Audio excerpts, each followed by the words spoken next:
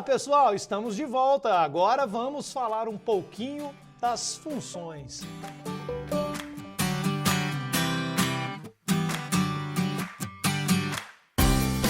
Primeiramente, vamos entender o que é uma função a partir do conhecimento que a gente já adquiriu sobre conjuntos nas aulas anteriores. Bom, a gente analisou que se tivermos um conjunto qualquer, esse conjunto ele possui uma determinada quantidade de elementos, ou às vezes não uma determinada quantidade, mas ele é formado por elementos. Eu posso ter dois conjuntos distintos, A e B, e eu posso relacionar esses dois conjuntos. Uma relação entre dois conjuntos, ela se dá de modo que para você obter elementos de um segundo conjunto, você utiliza-se de elementos do primeiro.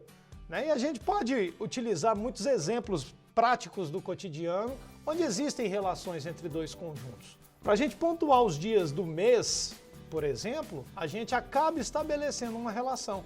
Nós temos que os dias da semana, segunda, terça, quarta, quinta, sexta, sábado e domingo, eles existem para, inclusive, um ciclo lunar, tem todo um estudo científico por trás dos dias da semana, uma necessidade de se dividir a coisa em 7 dias. Mas além dos dias da semana, a gente tem os dias do mês, dia 1º do mês de outubro, enfim. Nesse interim, dentro desse processo, a gente acaba correlacionando. O dia 17 do mês de agosto vai ser uma quarta-feira. A gente acaba relacionando dois conjuntos entre si. A gente está relacionando o conjunto dias da semana com o dia do ano específico, E esse dia do ano, ele acaba sendo relacionado com um mês. Então, a bem da verdade é que nós temos relação entre 3 conjuntos: o número do dia, o mês em questão e o dia da semana.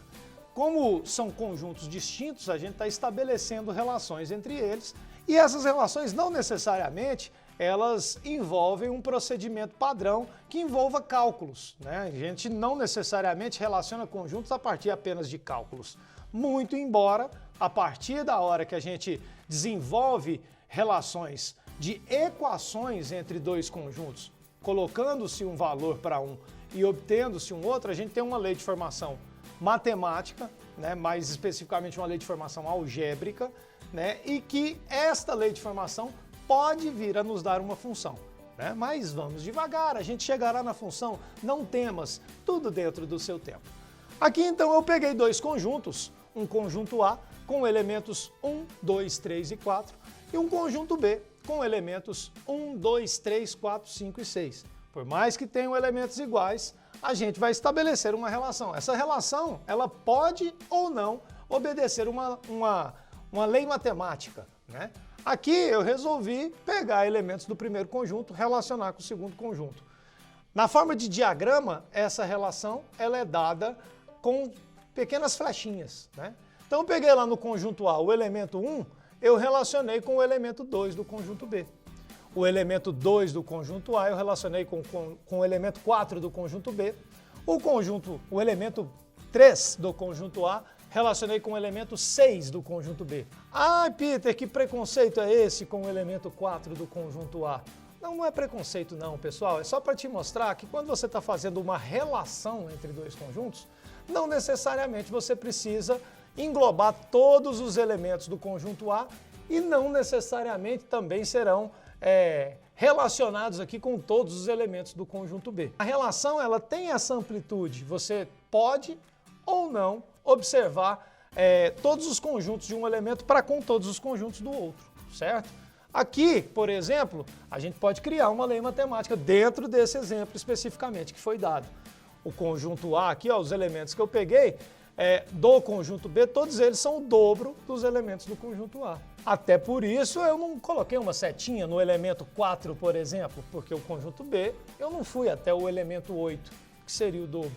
Então eu posso relacionar os dois com uma lei matemática, ou seja, a obtenção dos elementos do conjunto B é igual a 2 vezes os elementos do conjunto A. Eu vou utilizar como conjunto da minha relação, como parâmetro, essa lei matemática. Multiplicar o número do conjunto A, o elemento do conjunto A, pelo número 2. Percebam, então, relação não necessariamente contempla todos os elementos dos dois conjuntos e para toda relação há a possibilidade de se exercer uma lei de formação. Tá? Essa lei de formação pode ou não ser matemática. Legal, mas o que essa relação tem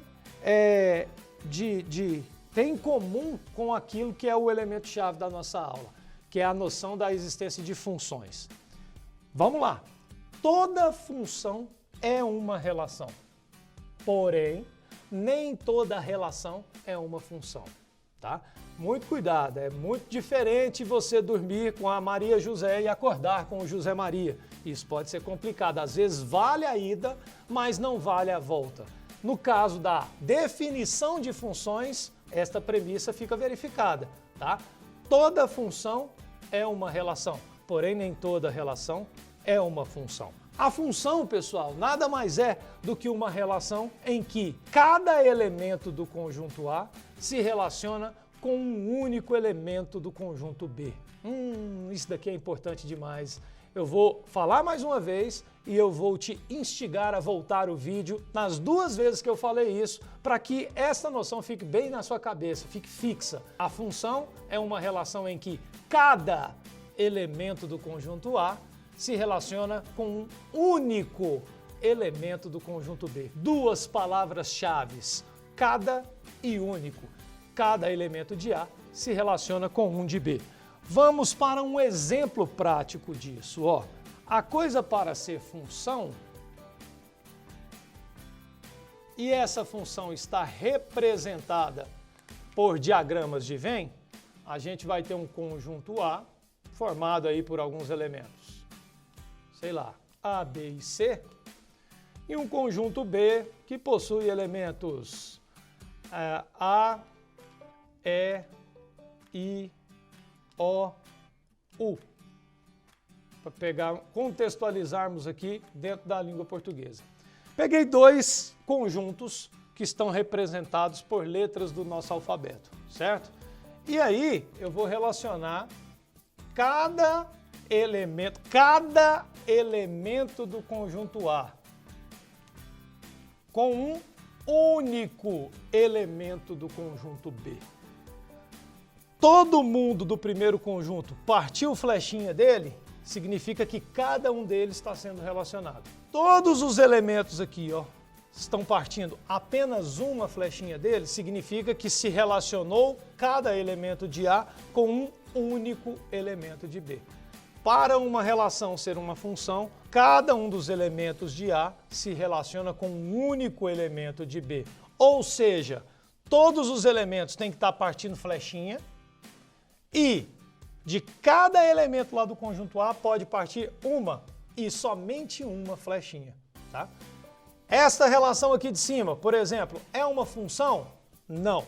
Por quê? Porque aqui, ó, o elemento 4 não está partindo flechinha dele. E, na definição, cada elemento de A tem que se relacionar. Então, ou seja, tem que partir flechinha de todo mundo, certo?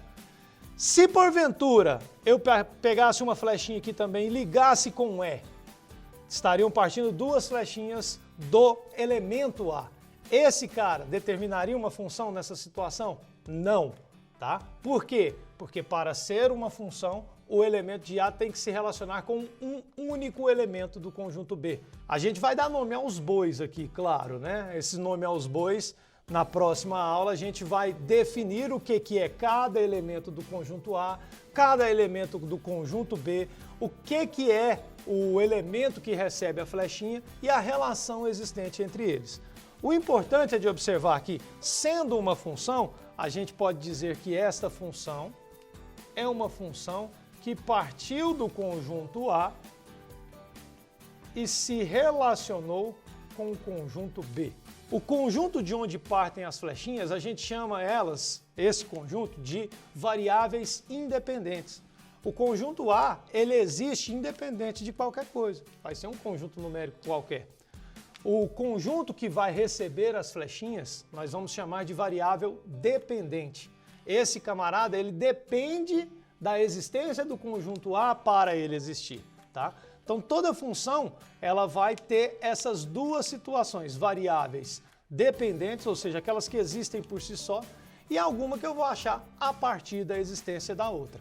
Na próxima aula falaremos um pouquinho sobre o domínio, o contradomínio, a imagem de uma função e quais são as minúcias para a gente entender bem o processo antes de entrar especificamente nos tipos de funções. Foi um prazer estar com você mais uma vez, um grande abraço, fique com Deus e até a próxima, viu?